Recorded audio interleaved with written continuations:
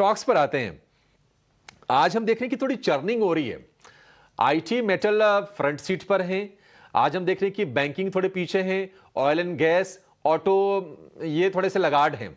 आपके ट्रेड्स कौन से सेगमेंट से हैं आज, और मिड कैप वाले हैं या फिर कुछ लार्ज कैप भी आप दे रहे हैं? तो देखिए, जहां पर स्ट्रेंथ है वहां पर खरीदारी करेंगे और जहां पर वीकनेस उस वहां पर बिकवाली करेंगे। तो दोनों साइड के ट्रेड हैं। पहला कोल इंडिया। देखिए, कोल इंडिया काफी समय से 200 मूविंग एवरेज पे रेजिस्टेंस फेस कर रहा था। आज हमने 200 मूविंग एवरेज के ऊपर का ब्रेकआउट देखा। स्टॉक ने कंफर्मेशन दिया हायर टॉप्स हायर बॉटम्स का। तो कोल इंडिया में खरीदारी कर सकते हैं। 409 ₹409 के स्टॉप लॉस से कोल इंडिया में खरीदारी करेंगे और टारगेट सेट करेंगे ₹427 427 के। बिकवाली कहाँ करनी है? तो देखिए, मिड कैप और स्मॉल कैप में थोड़ा-सा करेक्शन देखने को मिल रहा है। आई थिंक ये करेक्शन थोड़ा-सा डीप और हो सकता है। तो मुथूट फाइनेंस पे मेरी नज़र है, जहाँ पर पहले से ही वीकनेस है, स्टॉक वीक है, स्ट्रक्चर वीक है, लेकिन आज स्टॉक अपने 200 मूविंग एवरेज के नीचे फिसला है। तो यहाँ पर बिकवाली बढ़ सकती है।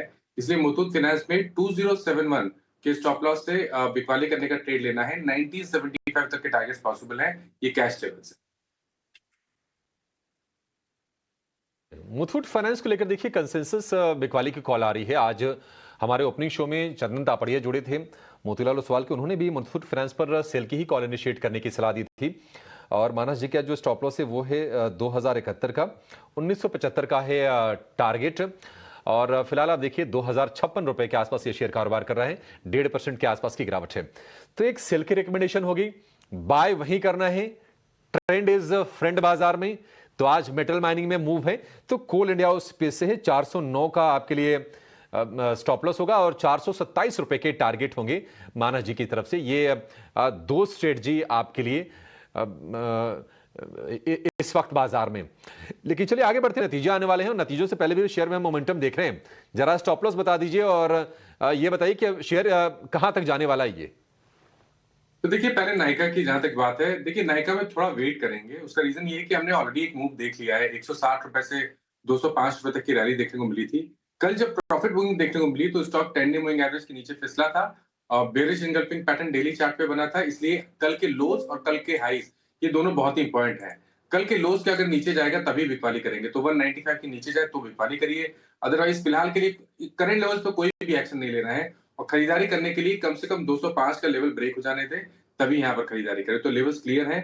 195 के नीचे बिकवाली करनी है, 205 के ऊपर खरीदारी करनी है नायका में। और जहां तक बात देखिए डिक्सन की है, डिक्सन का जो मीडियम टर्म आउटलुक है वो बहुत ही पॉजिटिव है। स्टॉक करेक्ट हुआ था, 50 डे मूविंग एवरेज पे सपोर्ट लेके वी शेप रिकवरी देखने को मिली।